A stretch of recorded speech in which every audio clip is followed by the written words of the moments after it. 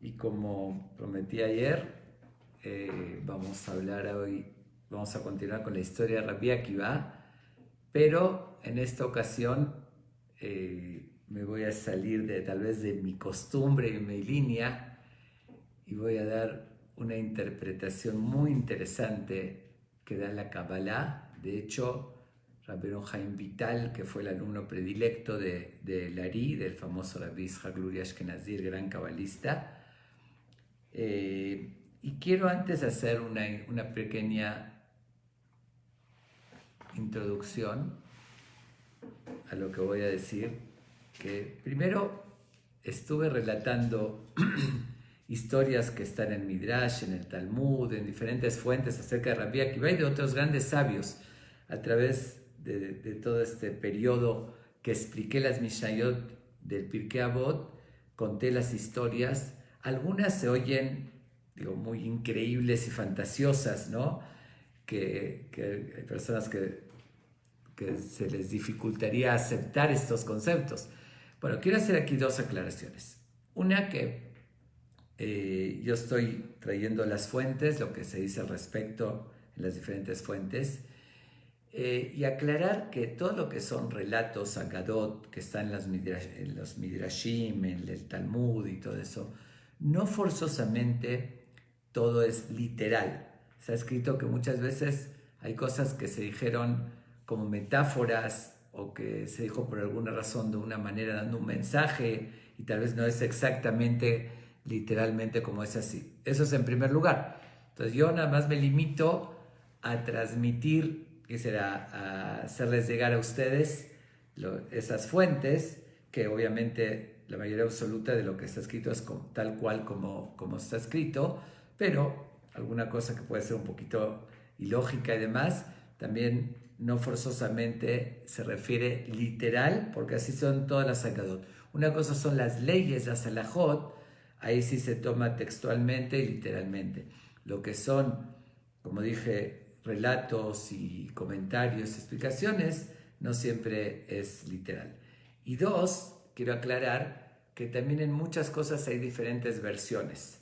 Yo hice una investigación y traje la versión más aceptada tal vez, pero tampoco es absoluto, porque es historia desde hace mucho tiempo y hay cosas que puede haber versiones diferentes. Así quiero aclarar que porque soy cuidadoso de tratar de transmitir cosas bien fundamentadas en la verdad, y hago esta aclaración que no me puedo responsabilizar de forma absoluta de que todo fue tal cual lo estoy transmitiendo, por el hecho de que hay versiones diferentes, como un ejemplo, algo que acabo de relatar hace poco, de la primera esposa que tuvo Rabbi Akiva y su primer hijo, que eso está en una versión de Abot de Rabbi Natán. No todos, la mayoría no traen esa historia.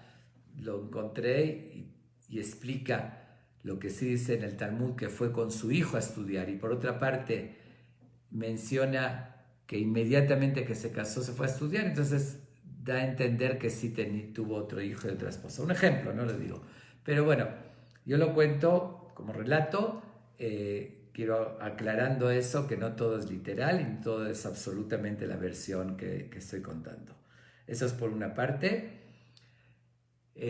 Por otra parte, lo que voy a mencionar ahorita de la Kabbalah, que no acostumbra hacerlo porque también la Kabbalah es algo muy profundo, tiene metáforas, hay interpretaciones en la Kabbalah, no todo es así forzoso como se transmite, puede uno entenderlo diferente, puede ser una opinión. Entonces, en esta ocasión voy a dar esta explicación por lo interesante que es. Puede ser literal, puede ser no literal. A mí se me hace que tiene mucho sentido, pero lo doy como incluso también es un ejemplo de una visión diferente y más profunda a muchas cosas que observamos en la historia, en el mundo, y que no entendemos. Y aquí es, aunque sea, ampliar un poquito el panorama para que nos acostumbremos que no todo es como aparenta ser. Las cosas pueden tener otra explicación. Si quieren tomarlo esto literal, como lo transmite Rabbi Haim Vital, ese gran cabalista, o pueden, como dije, tomarlo metafórico, o que podría ser, parte sí, parte no, no sé, a mí no me consta y no puedo decirles con certeza, pero la idea y el mensaje sí es muy significativo, porque si no lo quieren tomar literal, tómenlo como ejemplo a muchas cosas que suceden en la vida y que no tenemos una explicación, y eso es una posibilidad de explicación para verlo en otra dimensión y las cosas más profundas. Bueno, después de esta introducción, que ya, ahora sí, me quité la responsabilidad porque, como les digo, soy cuidadoso y no quiero que se malinterprete algo.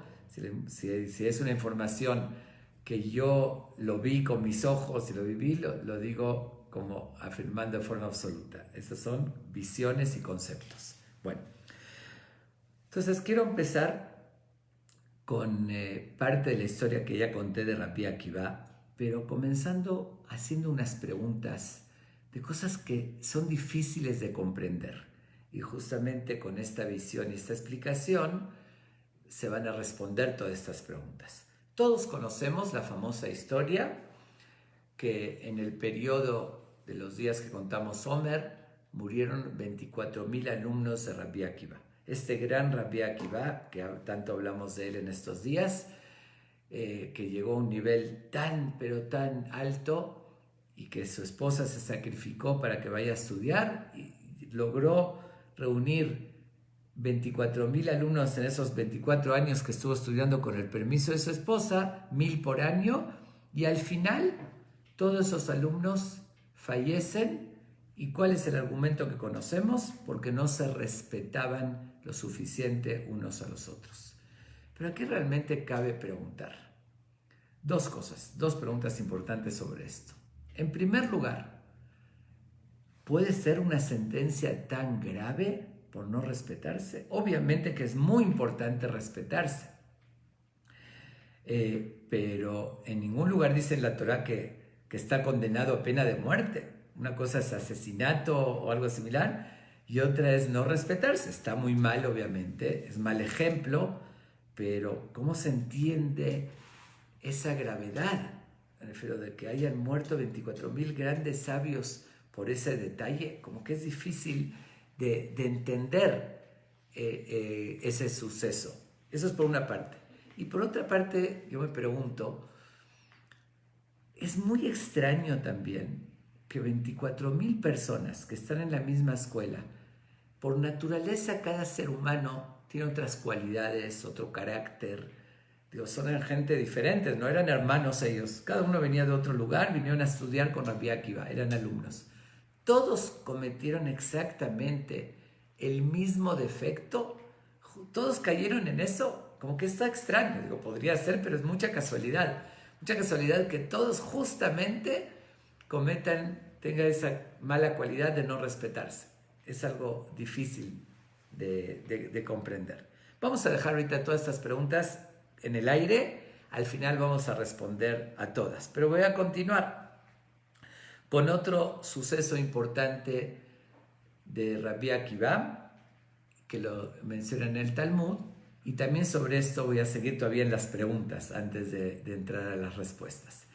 En el Talmud, Tratado de Menajot, página 29, nos relata lo siguiente, y vuelvo a repetir, no significa, esto sí es una agadá, es como una historia, un comentario, que no se toma literal, es un poquito más metafóricamente, ¿no? Porque el Talmud lo transmite a nuestro alcance, con los términos que nosotros entendemos, como ya le dije en otra ocasión, que cuando dice la Torá la mano de Dios no quiere decir que Dios tenga mano, es una forma metafórica para que lo entendamos. Aquí también el Talmud lo describe tal cual, así como un cuentito que nos dice como si una persona se encuentra con la otra, y en términos humanos, pero es mucho más profundo que esto. Entonces nos dice lo siguiente.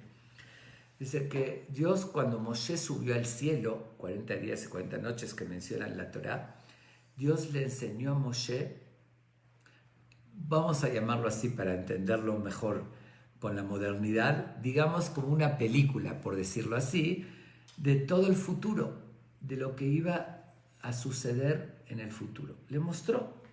y entre eso le mostró los grandes sabios que iban a llegar, que iban a ver en la historia. Obviamente los más importantes. Y cuando llega justamente a Rabbi Akiva, que Dios le está mostrando, por decir, la película de Rabbi Akiva, le llama mucho la atención y ve que Dios está,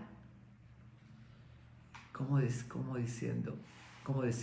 Acondicionando, por decirlo así, perfeccionando la Torah. ¿Qué estaba haciendo Dios?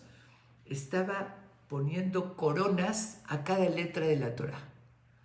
Entonces le pregunta Moshe, ¿por qué estás aumentando a lo que ya escribiste? ¿Qué te orilló a ahorita agregarle coronas y algo especial a cada letra de la Torah? Entonces le contesta Dios. Vuelvo a repetir, no quiere decir que Dios estaba dibujando unas coronas, los conceptos. Le contesta Dios, ¿qué puedo hacer si mi hijo, este gran Rabbi Akiva, él se puso a analizar cada letra y le dio una explicación profunda y le puso coronas y así? Entonces yo tengo que seguir lo que él hizo, su obra. Ya lo adopté, lo que él estableció y lo que él profundizó, yo lo adopté. Le dice Moshe, como dije hace un momento, que se interesó más en él. A ver, quiero ver toda su vida. Quiero ver la película completa acerca de Rabbi Akiva. ¿Ok? Entonces, Dios le dice, siéntate ahí, por decir, donde lo llevó a la época que Rabbi Akiva estaba enseñando a sus alumnos cosas profundas. Moshe Rabbenu, el que entregó la Torá, el que Dios le reveló todos los secretos, estaba oyendo a Rabbi Akiva lo que estaba enseñando y no le entendía Moshe. Dijo cosas porque él mismo no lo había estudiado eso, como dije. Dios mismo le estaba agregando cosas nuevas a las letras, por lo que llegó Rabbi Akiva. Llegó un momento que Moshe se desmoraliza. Dice, no puede ser que haya alguien, que yo soy el que entregué la Torá, yo soy el autor, no la inventó, transmisor de Dios, de todos los detalles, y alguien que conozca cosas que yo no conozco. Estaba desmoralizado, hasta que se quedó oyendo y de repente ve que un alumno le hace una pregunta a Rabbi Akiva. ¿Esto por qué es o de dónde lo sacamos? ¿Y qué le contesta Rabbi Akiva? Esto es Alajá le Moshe mi Sinai. Esto lo recibimos de Moshe de Sinai y así es porque él nos los transmitió. Ya cuando oyó eso Moshe es como que se calmó. Dice, bueno, al final recurre a él, a lo que él transmitió. Pero ¿qué vimos de ahí? Que de hecho Moshe lo consideró hasta superior a él y le pregunta a Dios, si va a haber una persona, si ya me mostraste el futuro, y va a haber una persona de tan alto nivel, ¿por qué me escogiste a mí para entregar la Torah? ¿Por qué no trajiste su alma antes a esta época y lo hubieses escogido a él, que él sea el transmisor de la Torah, no yo? Dios no le negó esa pregunta, no le dijo que estaba equivocado, nada más dijo, así lo decidí. Pero si vemos en el texto del Talmud, varias veces le dice Dios, Hazor le ajoreja, unas palabras muy extrañas. Voltea para atrás, regresa para atrás, que así lo decidí. Cuando se interesa más Moshe, le dijo, quiero ver su final, toda su vida, hasta el final. ¿Qué le enseña a Dios? La muerte que tuvo Rabbi Akiva. La muerte que tuvo Rabbi Akiva, lo mencionamos, pero lo voy a detallar un poquito más. Estuvo un tiempo en la cárcel, un tiempo prolongado, lo metieron cuando estaba estudiando Torah, que, por cierto, voy a hacer un paréntesis y voy a contar otra pequeña anécdota muy conocida también de Rabbi Akiva, que cuando él seguía enseñando Torah, porque no podía detenerse, le preguntó a alguien, oye, ¿no te da miedo estudiar Torah? Los romanos en esa época prohibieron cuidar Shabbat, hacer servir Milá, estudiar Torah, le dice, ¿no te da miedo? Le contesta Rabbi Akiva algo tan sabio y tan profundo, y le dice, mira, si estudiando Torah me da miedo de los romanos, imagínate sin estudiar. Y le dice a qué se compara y les cuenta una fábula. Le dice lo siguiente: en una ocasión un zorro, que tiene la fama el zorro de ser el más astuto de los animales, estaba junto al mar y ve que habían pescadores que echando sus redes estaban pescando y los peces escapándose de la red así corriendo. Entonces a él se le antojó comerse un pez, pero obviamente ¿qué iba a hacer para atraparlos? Entonces empieza a dialogar con los peces y les dice, oigan, veo que están ahí asustados, están escapando, ¿por qué no vienen conmigo a la tierra? Y dice así, bueno, obviamente diciendo en fábula, le dice, tus antepasados también estuvieron conmigo, vamos, aquí va a estar, venga, yo los voy a proteger, vengan, vamos a pasarla bien, ahí se están escapando como locos así de las redes, están en peligro, vengan conmigo a la tierra. Entonces les dicen los peces al zorro, ¿sobre ti dicen que eres el más astuto de los animales? Realmente eres un tonto lo que nos estás diciendo. Tu argumento es ridículo. Si aquí, que estamos dentro del agua, que es nuestro oxígeno, igual estamos en peligro con las redes que nos quieren cazar, si salimos del agua a la tierra, donde no tenemos oxígeno, donde es una muerte segura, ahí vamos a estar mejor, ahí seguro que nos vamos a morir. Aquí todavía podemos escaparnos, ¿sabes? Igual estamos en peligro. Entonces les dice Rabbi Akiva, eso lo contó como metáfora, les dice, si estando en el estudio de la Torah, que es nuestro oxígeno y nuestra vida, como dice, Kiem Hayenu Beoreje Ameno, que son nuestra vida y nuestra larga vida, igual estamos en peligro de las redes de los romanos, si vamos a salir del agua, del oxígeno, dejar el estudio de la Torah, voy a estar más en peligro. Obviamente quiero hacer un paréntesis, una aclaración que no se confunda. Eso Rabbi Akiva en su nivel, y él sabía que al final tenía una fe muy alta y lo que estaba destinado. Normal, una persona así se tiene que cuidar. Si hay un riesgo y una ley, no puede evadirla. Pero Rabbi Akiva, en el nivel que estaba, les contestó así. Pero al final, y era un destino que tenía que vivir, lo atrapan a Rabbi Akiva, lo meten preso,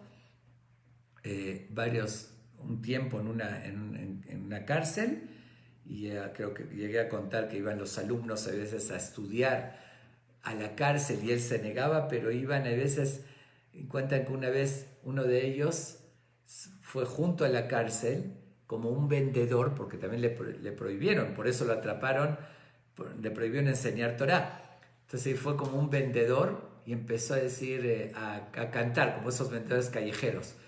Vendo tal y tal cosa, y dentro de sus palabras le hizo una pregunta a Rabbi Akiva, ¿cómo es la ley sobre esto? Y seguía diciendo, vendo, y Rabbi Akiva lo oyó y también le contestó, ¿qué estás vendiendo? Y en la mitad le da la respuesta. Así se la rebuscaban para estudiar. Pero llega el día que lo condenan, ya lo llevaron al patio donde ejecutaban, en la cárcel. Dicen que era vísperas de Kippur, esa es una versión, otros dicen que fue el mismo Kippur, pero la versión del Talmud es que fue vísperas de Kippur, y en ese día fue el mismo Tonostrofos, que tanto hablamos de él, que ayer lo dejé pendiente, que voy a contar la historia de su esposa, de Tonostrofos, que en un momento lo vamos a contar, y vamos a ir relacionando todo. Bueno, de todos modos, llega el día ese y es conocido cómo lo condenaron a Rabbi Akiva, qué muerte tan trágica le dieron, que pusieron unos peines de acero, lo calentaron, cuando estaba en el rojo vivo, le fueron peinando su piel, desgarrando más bien. Es algo que no podemos imaginar, la tortura y el dolor y la forma tan trágica de esa muerte. Pero es conocido, se menciona que en ese momento Rabbi Akiva se puso a decir el Shema, Israel, con devoción y con todo su sentimiento. Pero estaba sufriendo. ¿Se pueden imaginar qué dolor tan fuerte es que le desgarren la piel a una persona con peines de acero al rojo vivo, además de quemarlo, desgarrarlo? Y él, concentrado, decía en Shema, dice que le preguntaron los alumnos, Rabbenu Adkan, hasta ese grado, entiendo, está bien que aceptes lo que Dios dispone y aceptes de muerte, pero con esa emoción y esa devoción, ahorita estás sufriendo, ahorita quéjate de tus heridas, de tu dolor. Es el momento para decirlo con esa entrega. Incluso hay una versión también que el mismo Tonostrofos, el malvado ese que siempre discutía con él, que ayer contamos, estaba presente cuando lo estaban matando.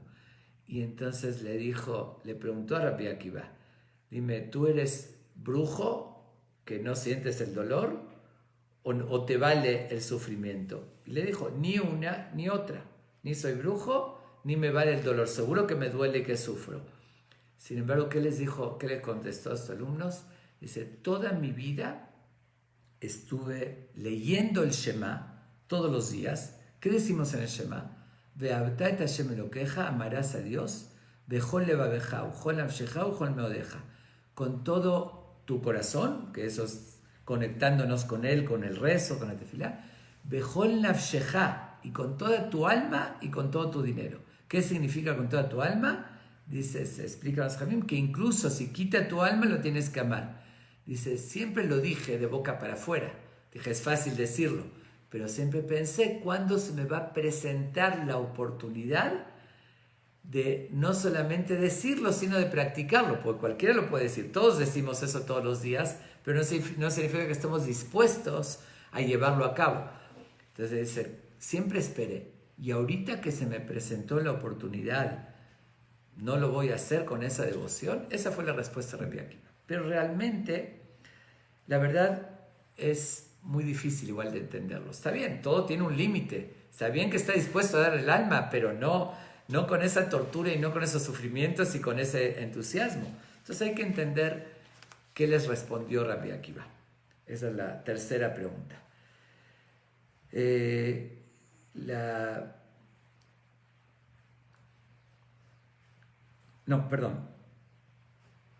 Perdón, esa es la cuarta pregunta. Hicimos 4 preguntas. 1, 2, que ¿por qué murieron? ¿Por qué algo tan trágico que hayan muerto los alumnos de Rabbi Akiva? La segunda pregunta fue, ¿cómo puede ser que coincidieron que todos no se respetaban? La tercera es lo que Dios le dijo a Moshe, ¿qué significa voltea para atrás? Cállate, que así lo decidí. ¿Qué respuesta es esa?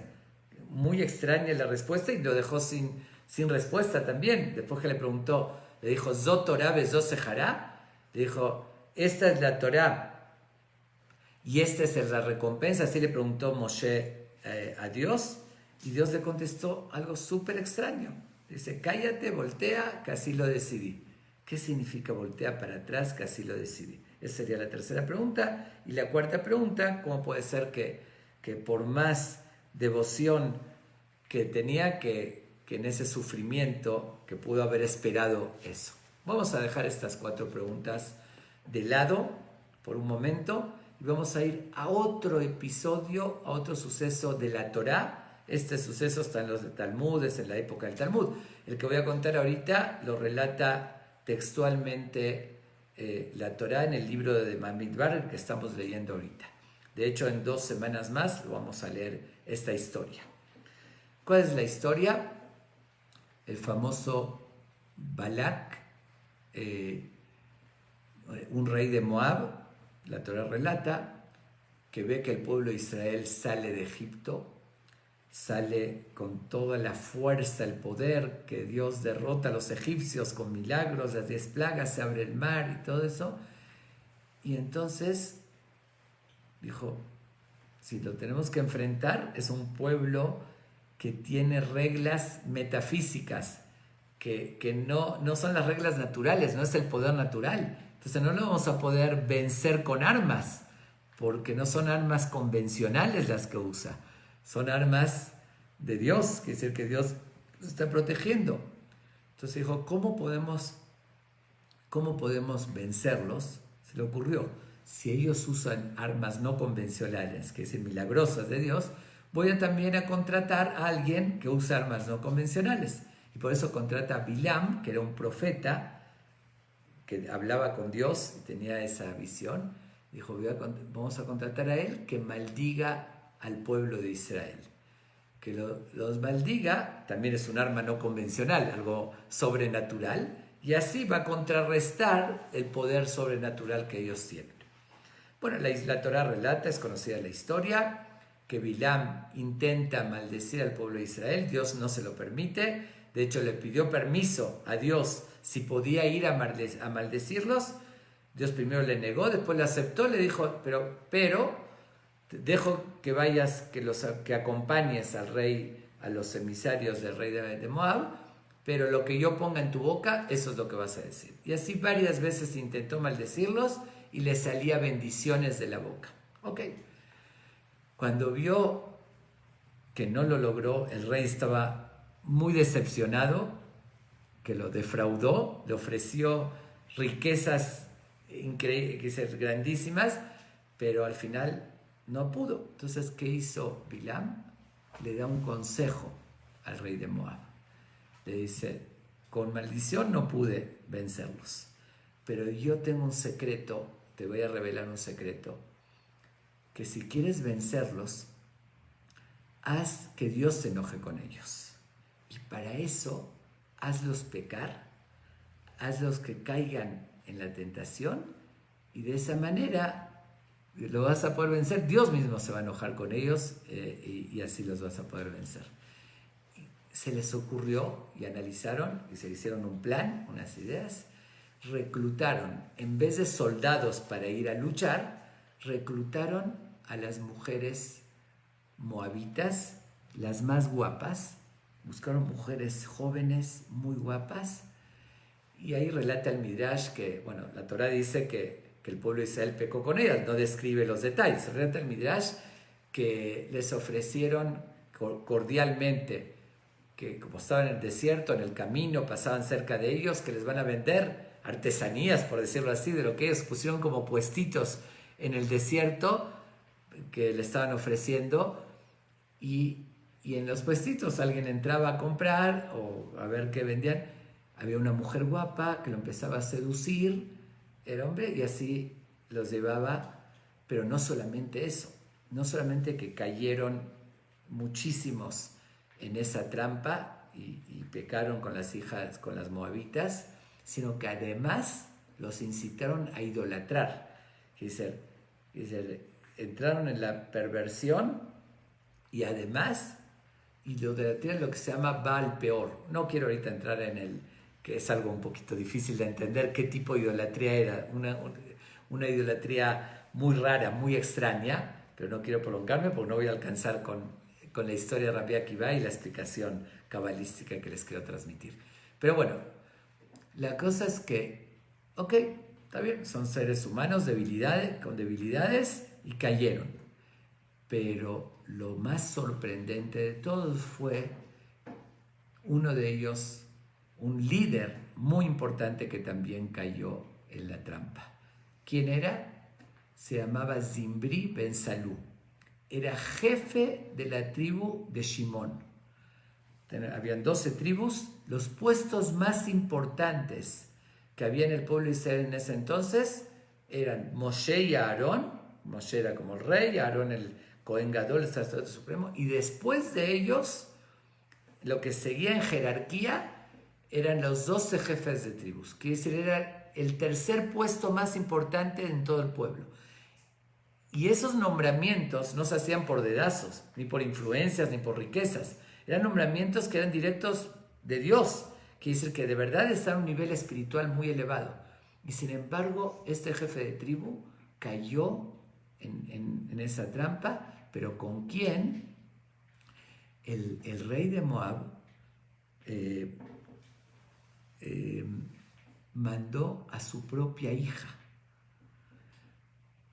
que era una princesa hermosa, también con una belleza muy particular, y estaba dispuesto incluso a mandar a su propia hija para hacer caer al pueblo de Israel, para hacerlos pecar.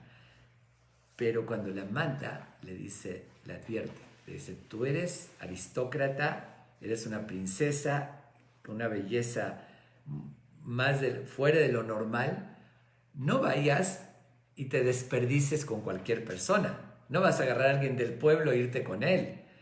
Tú tienes que buscar a los líderes más importantes, trata de seducir a Moshe y a Aarón, que dicen a los jefes más importantes, para que Dios se enoje con ellos, para hacerlos caer, ve a seducir a los más importantes. Obviamente que ella no se podía acercar a Moshe y a Aarón, pero sin embargo se topó con este jefe de tribu Zimri ben Salú y él sí cayó bajo sus encantos. Y no solamente que cayó, se degradó tanto que lo hizo públicamente. Hasta más, comenta que fue frente a Moshe y a Aarón con ella, con esa princesa, y como que a retarlos, ¿no? Decir, ¿me puedo casar con ella o me puedo estar con ella? Y le dice, no. Le dice, ¿y tú te casaste con la hija de Yitro? Bueno, fue a molestar, pero frente a todo el pueblo. Y él, como él era un gran líder, tuvo 24,000 personas de su tribu que lo siguieron. Y todos cayeron pecando, idolatrando, se fueron con las mujeres moabitas, y él liderando a todos. Y en la Torá relata que llegó Pinjas, nieto de Aarón a Cohen, y con una espada los mató, quise ir vengando por Dios. Bueno, eso es la historia, no quiero entrar ahorita en detalles. Digo, hay que entender el contexto, porque fue mucho Hilul Hashem, profanar el nombre de Dios, y él tomó ese iniciativa, pero no quiero entrar ahorita en la explicación de eso. ¿Okay? Esa es la historia a grandes rasgos que nos relata la Torá. Vimos dos historias. Por una parte la de Rabbi Akiva y por otra parte, mucho tiempo antes, la de este jefe de tribu Zimri ben Salú y sus seguidores. Nos dice este gran cabalista, el Rabbi Chaim Vital, en nombre de Larí, que este jefe de tribu, después de muchos años, reencarnó en Rabbi Akiva. No quiero entrar tampoco en el tema de reencarnación, porque es un tema muy también complejo, profundo. Algunos lo aceptan literal, otros no. Pero yo se los paso al costo, que me sirvió de dar esta explicación. Y como les dije, cada uno como lo tome, si se acepta o no, más que todo es el concepto y cómo todo encaja, embona perfectamente. Entonces explica qué quiere decir reencarnó, que su alma, después de muchos años, volvió a nacer en el cuerpo de Rabbi Akiva. Puede ser una parte del alma, lo que se llama nitzos, que es algo también que no entendemos. El alma se comparó a la vela y se divide. Bueno, de todos modos, a veces una parte entra en un cuerpo para corregir algo. Y no solamente eso, las 24,000 personas que se mencionan en la Torá, esos seguidores de este jefe de tribu, que pecaron con las moabitas e idolatraron, la Torá menciona que mandó a Dios una epidemia y murieron esas 24,000 personas en una epidemia. Entonces, según esta visión cabalística, esas 24,000 personas que menciona la Torá reencarnaron en estos 24,000 alumnos de Rabbi Akiva. Que decir, aquí se repitió una historia, pero de forma totalmente diferente. Vamos a ver una y otra para ir armando, hilando cabos, por decirlo así, ¿no? Según este concepto. Zimri ben Salú, este jefe de tribu, él estaba en el nivel más alto, en todos los aspectos. Como dije, la tercera persona de categoría después de Moshe y Aarón, que es él y sus compañeros o los otros jefes de tribus, pero el tercer puesto de importancia. ¿Se imaginan qué nivel espiritual? Era aristócrata, él tenía ascendencia desde Jacob, de forma directa, descendiente de Jacob. Tenía todo, estaba en lo más alto y terminó en lo más bajo que podía haber. dice, pecando públicamente, profanando el nombre de Dios, idolatrando, dice, frente a todos, se degradó a lo más bajo, de lo más alto a lo más bajo. Rabbi Akiva, que según esa versión, reencarna Rabbi Akiva para corregir ese error, fue totalmente lo contrario. Rabbi Akiva empezó de lo más bajo, como ya lo relatamos. Rabbi Akiva era ignorante, un campesino, no tenía aristocracia, no tenía familia, su papá no tenía una ascendencia aristocrática del pueblo de Israel, su papá fue un converso, ya contamos la historia. Empezó de lo más bajo, que al margen nos da una lección impresionante Rabbi Akiva, que nadie puede usar como pretexto: yo no tengo familia, no tengo ejemplo de la familia, yo no tengo dinero, yo no tengo conocimientos. Todas esas adversidades se pueden superar. Ahí está la prueba. Rabbi Akiva quedó huérfano a los 2 años, no venía de ascendencia, era pobre, no tenía hasta los 40 años, no tenía conocimientos, superó todo eso, igual uno puede llegar. Bueno, empezó a lo más bajo y terminó en lo más alto que puede haber. Lo opuesto a Zimri Ben Salú. El otro murió profanando el nombre de Dios al máximo, y él murió santificando el nombre de Dios. ¿Se imaginan qué ejemplo, qué demostración de convicción total de la fe en Dios, demostrando de que aunque lo están torturando, él está diciendo el Shema Israel, la fortaleza, el ejemplo, no podía haber algo más grande. Pero justamente él tenía que corregir la forma que murió en su vida pasada, con lo opuesto, muriendo, ahora sí santificando el nombre de Dios. ¿Por quién cayó Zimri Ben Salú, este jefe de tribu? Por debilidad, por una mujer, que sin echarle la culpa a la mujer, porque aquí al contrario, en Rabbi Akiva fue una mujer lo que lo llevó a lo más alto. Fue él que tuvo esa debilidad. Por una mujer se degradó y fue a lo más bajo que puede haber. Rabbi Akiva exactamente lo contrario. Fue también por una mujer, Zimri Ben Salú, el que dijimos, Rabbi Akiva, su esposa, ya contamos la historia, Rachel, que le dijo a sus alumnos: todo lo que yo tengo y lo que ustedes tienen no me pertenece a mí. Todo es gracias a Rachel, a su esposa, que ella se casó con él con la condición que vaya a estudiar. Ella le dio la fuerza, lo incitó. Ya relatamos la historia de Rachel, si recuerdan, bueno, los que estuvieron oyendo, ¿no? Que Rachel era la hija de Calvá Sabúa, del multimillonario, que ella vio en él un potencial muy grande por sus cualidades, y aunque se casó con él, aunque su papá la desheredó y la corrió de la casa, y gracias a ella, que la autorizó, como ya contamos, se fue 12 años a estudiar, regresó, y oyó que estaba hablando con un vecino, y que ella dijo: si se tienen que dar otros 12 años, estaría yo contenta, y se quedó 24, todo de todos modos. El nivel que llegó fue gracias a una mujer. El otro se degradó por una mujer, y aquí se elevó por una mujer. De esa manera corrigió lo anterior. Pero como en la otra vida pecó por una mujer, tuvo que pasar pruebas Rabbi Akiva, a ver si ahorita sí tenía esa fortaleza de no tener esa debilidad y llegar a pecar por una mujer. Y voy a contar algo más que relata el Talmud. Pero primero nada más un detalle de que el nombre de él, Akiva Ben Yosef, suma 406. Si contamos el valor numérico de cada letra, más las mismas letras, que son 11, Akiva Ben Yosef, suma exactamente 406.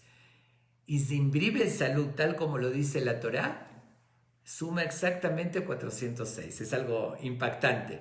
Dice, según esa visión de la Kabbalah, vino él, reencarnó en él, y los nombres son exactamente, tienen el mismo valor numérico. Bueno, eso es un detalle, obviamente. No quiere decir que es a fuerzas.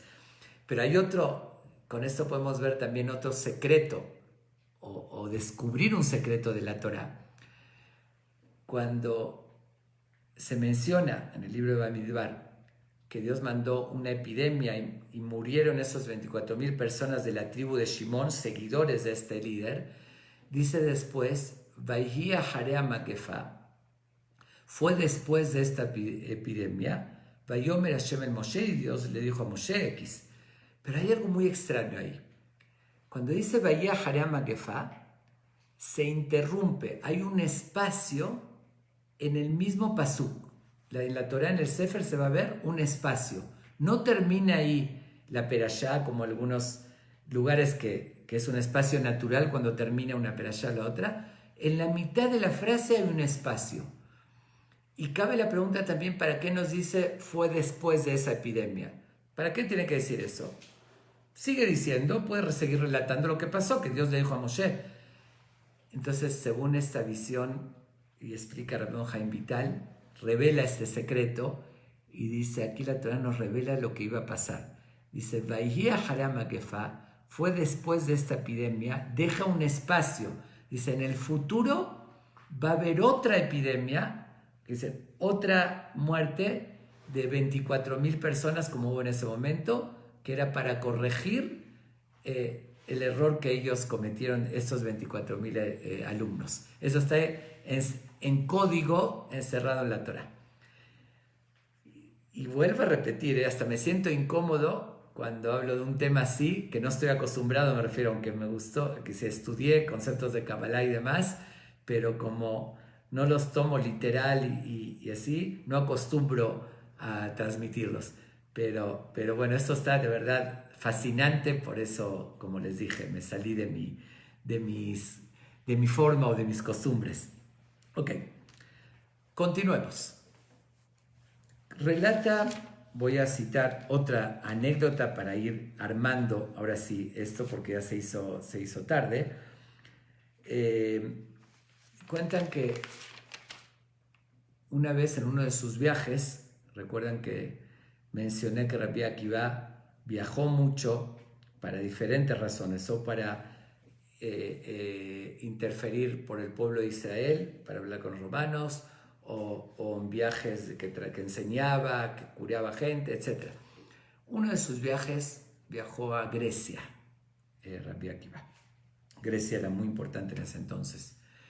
Se enteraron que iba a llegar, Rabbi Akiva era de renombre a nivel mundial, y alguien le dice al gobernador o al dirigente del lugar donde iba a llegar de Grecia, le dice, el que va a llegar es una persona de un nivel espiritual impresionante, una sabiduría, un nivel espiritual, y él además, algo que ellos no podían entender, dice, es una persona que no se deja seducir, puede ver una mujer guapísima y para nada, a él no le hace ningún efecto y se sigue de largo como si nada.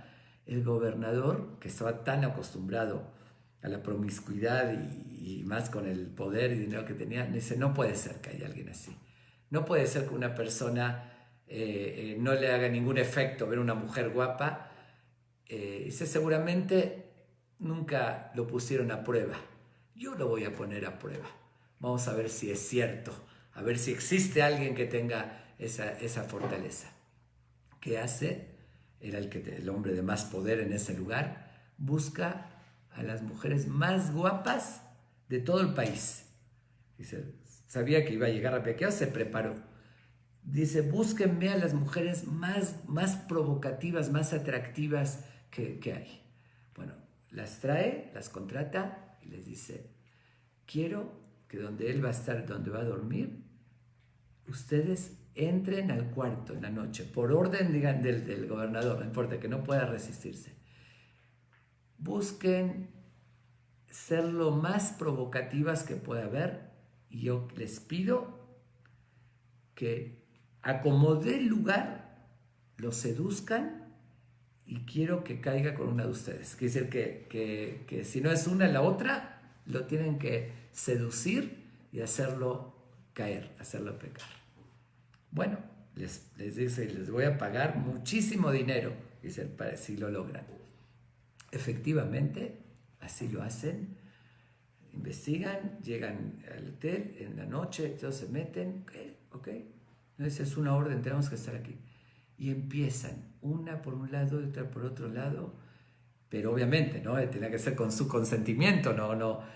Y empiezan a tratar de seducirlo, y así se trataron de quedarse toda la noche. Rabbi Akiva las ignoraba, así hasta con despecho, que ellas no estaban acostumbradas, y más con la belleza que tenían, pero al final con todos los intentos, pero no lograron en lo más mínimo. Regresan hasta enojadas con el gobernador y le dicen, nos contrataste una misión imposible. Dice,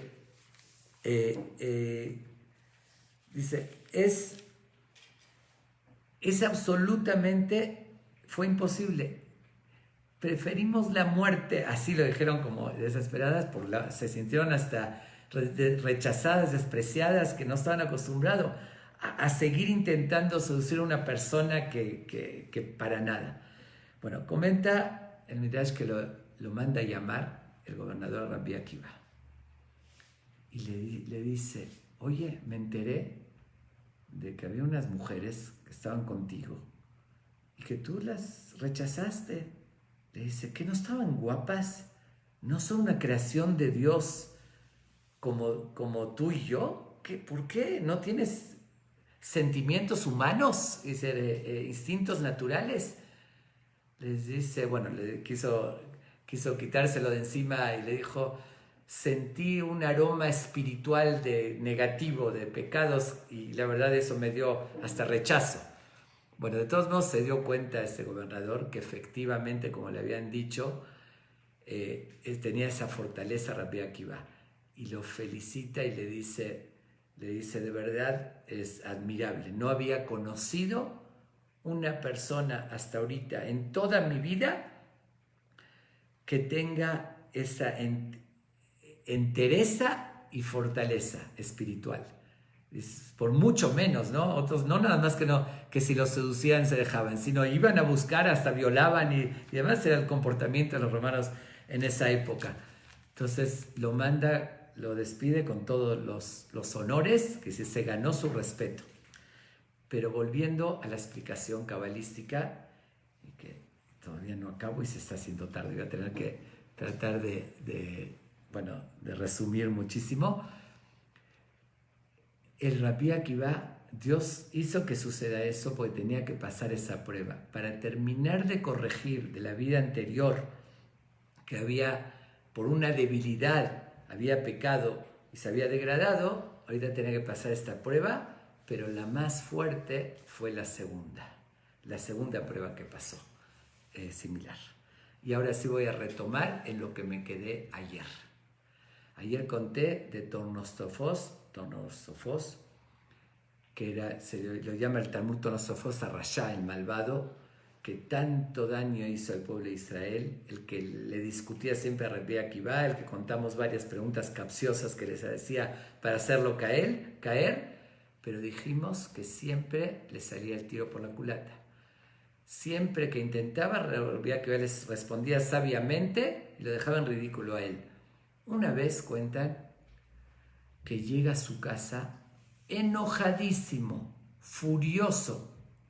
Su esposa lo ve. ¿Qué tienes? ¿Por qué estás de ese humor? Le dice, otra vez ese maldito Rabbi Akiva que de vuelta me dejó a mí en ridículo, me contestó así, yo quería humillarlo y me salió al revés. Ya no puedo vivir así, lo tengo que vencer. Dice, estamos hablando de vencerlo, en ese entonces era protegido por el César, como dijimos, el mismo César le consultaba. Total, le dice la esposa, ¿sabes qué? Si te está haciendo tanto daño, déjame a mí, que yo lo voy a vencer. Dice, yo sé que en la religión judía es pecado, que decir, más con una mujer casada que hacerlo caer. Yo voy a ir, y justamente esta mujer, la esposa de Tornostrofos, dice, también tenía una belleza, pero como dicen, dotes femeninas muy convincentes, pero muy notoria. Él era muy importante, Tornostrofos, escogió a la mujer más guapa y era muy famosa y conocida por su belleza. Entonces dice, permíteme que yo lo voy a hacer caer. Esa mujer lo que hace es investigar a dónde lo podía encontrar a solas. Ya saben, con espionaje ven hacia dónde, cuál era la rutina de Rabbi Akiva, dónde iba y dónde en algún momento lo podía encontrar totalmente a solas. Después de la investigación se viste muy provocativa y va hacia donde, y se lo encuentra a él donde está a solas. Rabbi Akiva la conocía porque cuando estaba con el César, o cuando iba con él, estaba él y sabía ser él y su esposa, y sabía también la importancia, lo importante que eran. Ellos sacaban decretos. Entonces Rabbi Akiva, cuando la ve así llegar y la ve que está caminando provocativa y además acercándosele de una forma que era evidente que lo quería provocar, y de verdad era algo muy, muy llamativo. Es decir, llamaba mucho la atención. En esos momentos Rabbi Akiva reacciona de una forma muy extraña. Dice, reaccionó haciendo 3 cosas. La primera, escupe en el piso.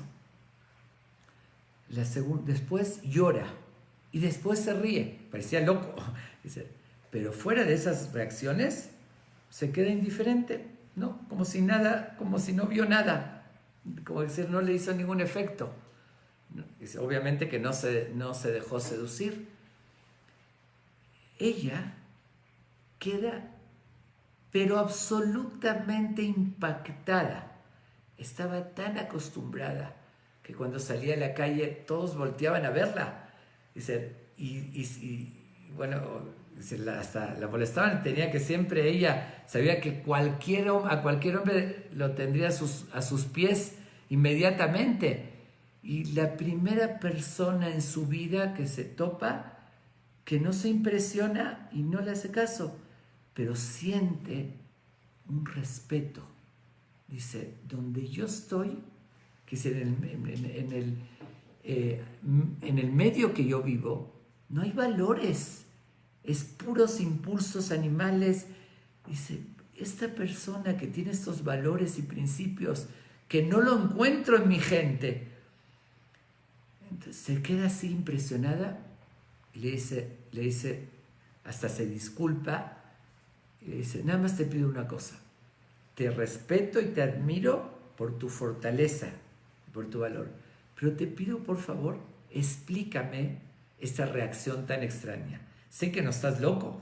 El que ella conocía de las discusiones que tenía con su esposo, la sabiduría que tenía. ¿Qué es eso? ¿Escupir, llorar, reírse? Le dice, mira, te puedo responder a 2 de las preguntas que me hiciste. La tercera no te la puedo responder. Le dice, ¿por qué escupí? Porque obviamente soy un ser humano, no era un ángel. Y de verdad era una belleza extraordinaria. Y inmediatamente se despierta los instintos naturales de un hombre al ver así. Dice, pero sé que no está correcto. Para controlar mis impulsos, justamente pensé en lo que ya leímos en el Pirkei Avot, que dice, dame ain bata, tienes que saber de dónde viniste, mi tipá seruja, de una gota que se descompone. Dice, como que me provoqué, como despertarme rechazo, asco para poder enfrentar y no caer. Entonces, intencionalmente escupí para despertar en mí como un rechazo. Ahora, ¿por qué lloré? Porque por otra parte, sí, valoro una belleza así. Y lloré, me dio tristeza, que una belleza así, dice, vi que estás mal utilizando la belleza, que quería seducirlo, y por otra parte, al final ese cuerpo tan bonito va a terminar en la tierra, y sentí angustia, que no está valorado, y así. Le dice, pero ¿y por qué me reí? Eso no te lo puedo decir, no por el momento. En algún momento, va a llegar el momento que te lo voy a poder revelar.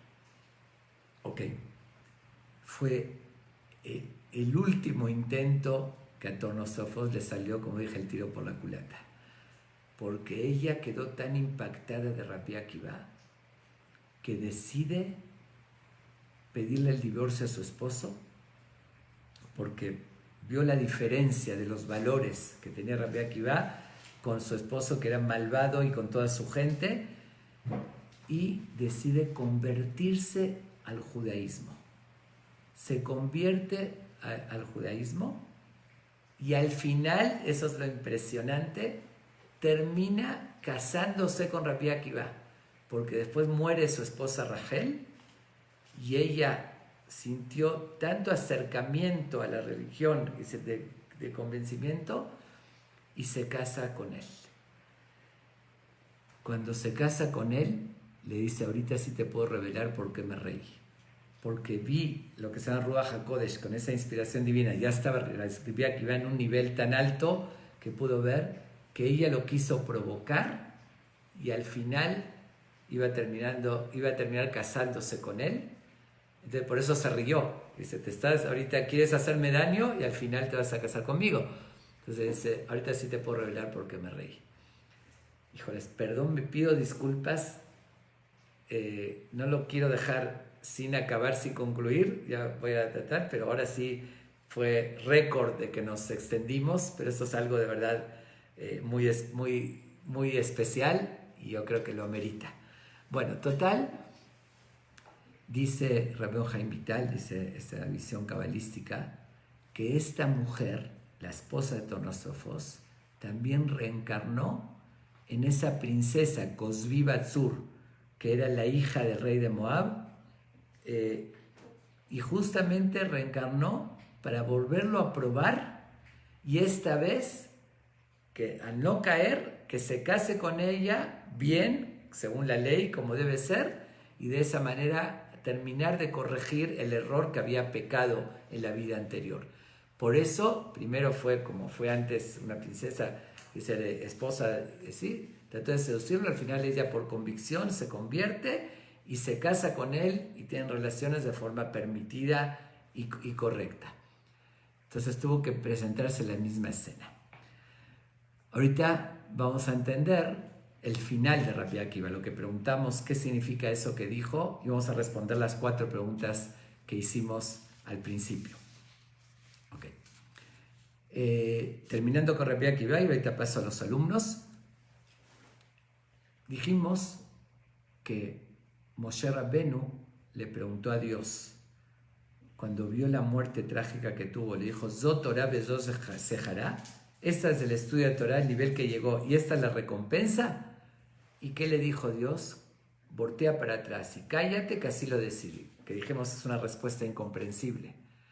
Lo que le dijo Dios, voltea para atrás, ve qué tuvo que venir a corregir. Ahí no lo puedes entender, viendo esa muerte trágica no puedes entender, pero voltea para atrás, ve a Zimri Ben Salú, este jefe de tribu de Shimón, cómo se degradó del nivel más alto, y en una persona de esa categoría no se podía aceptar. Dios le dio otra oportunidad para que corrija eso. Dice, si volteas para atrás y ves qué hubo antes, dice, vas a entender por qué así lo decidí. Él, para terminar de corregir la muerte profanando el nombre de Dios que tuvo Zimri Ben Salú, tenía que morir santificando el nombre de Dios al máximo, y no había una forma más significativa que con esas torturas igual mantener, de todos modos mantenerse con esa fe. Y también podemos entender lo que respondió a sus alumnos. Cuando le dijeron, Rabbenu Adkan, hasta ese grado, ¿qué les dijo? Toda mi vida estuve esperando cuándo se me va a presentar este momento, y ahorita que se me presentó no lo voy a hacer. ¿A qué se refirió? que él llegó en cierto nivel de su vida donde ya supo, que al principio no lo sabía porque si no, no sería prueba, pero entendió que vino reencarnando y que tenía que arreglar eso. Entonces él sabía que para terminar de corregirlo tenía que tener una muerte santificando el nombre de Dios. Por eso les dijo, y preguntamos, no puede ser que quiera sufrimiento y demás. Dijo, estuve esperando este momento, tener la oportunidad de que a pesar del dolor santificar el nombre de Dios y así voy a terminar de corregir lo anterior y llegar al más alto nivel del Gan Eden, como relata el mismo el Talmud, que salió un eco también, dijo, Rabbi Akiva está llegando, que se va a llegar al más alto nivel del Gan Eden. Con eso respondemos las preguntas que hicimos, pero vamos a los 24.000 alumnos.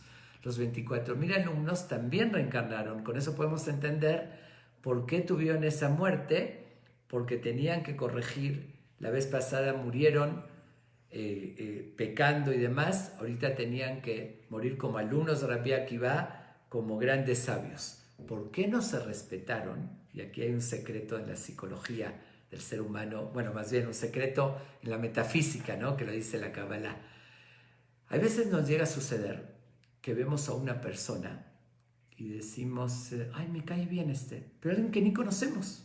Igual uno siente, me hizo clic. Y ahí vemos una persona y decir, me cae mal. Pero no hay ninguna razón para eso. No tenemos por qué decir que me cae mal, no te hizo nada. Explica, según la Kabbalah, de que eso se relaciona con los orígenes del alma. Hay veces almas relacionadas en otra vida que hay una conexión negativa o positiva, que explica así, cuando hay veces uno sin conocer le cae bien, puede ser que hay una conexión de las almas, o viceversa. Hay un rechazo porque algo pasó en otra vida que provoca ese rechazo. Es un concepto también profundo, digo, no puedo afirmar que así sea absolutamente, pero es una idea que dice la Kabbalah. Entonces con eso lo explica la última pregunta que habíamos hecho. ¿Cómo puede ser que 24.000 alumnos caigan en el mismo error? Todos justo cometiendo ese error de no respetarse unos a los otros, cada uno tiene cualidades diferentes. Dice que el fondo, así como le expliqué, que a veces uno dice me cae mal sin saber por qué, el fondo era porque en la vida anterior todos habían cometido adulterio, pecado y idolatría. Entonces había algo que no sabían ni por qué, que no se podían respetar, porque había como un rechazo, como si tú eres un ham, pero algo en el interior le decía que era de la vida anterior, que provocaba ese rechazo. Y eso es lo que los llevó a los 24.000, y por eso terminaron de corregir lo anterior, esos 24.000. Y todo coincide, el pasú que dice fue después de esta epidemia con puntos suspensivos, que va a llegar otra, hasta, como dije, el valor numérico del nombre de Rabbi Akiva, y explica por qué Rabbi Akiva muere de esa manera, y por qué esas pruebas que tuvo, y todo embona perfectamente esa historia. A mí se me hace una explicación muy interesante, y como digo, que sea totalmente cierto o que no, pero tomémoslo por lo menos como un ejemplo de que las cosas a veces no las entendemos, pero llegan a tener un gran sentido en lo más profundo que a veces nosotros no tenemos la capacidad de ver. Les agradezco la atención, me disculpo que hoy me extendí más de lo normal, y la verdad quería continuar con la historia de Rabbi Akiva, que no acaba, pero bueno, mañana aunque sea los últimos detalles para cerrar, y continuamos con la siguiente, ahora sí con la siguiente Mishnah, porque si no, no acabaríamos nunca. Agradezco la atención y una vez más repito que esto no es tan sencillo de tomarlo. Yo lo estoy transmitiendo, como dije, al costo de lo que está enfocado. Muchas gracias por la atención y nos vemos mañana a las 8. Voy a dedicarlo en memoria. En esta ocasión, el estudio también quiero dedicarlo particularmente a memoria de Nisim Israel Abud Ben Sara, que acaba de fallecer esta semana, y que también lo dedicamos en su memoria, además de todos los que están oyendo y que le van a dedicar en memoria de sus seres queridos. Ashrei Sheret Ones Mefes Meot Tov Shemishon Tov Mamir Bedemnocha Nechona Bishiva Ilana Tahakam Vashkene Malek Koshmotem Fakhlakat Ola Hayolam Basham Tehe Menat Hisad Shivat Nefesh Shemat Tov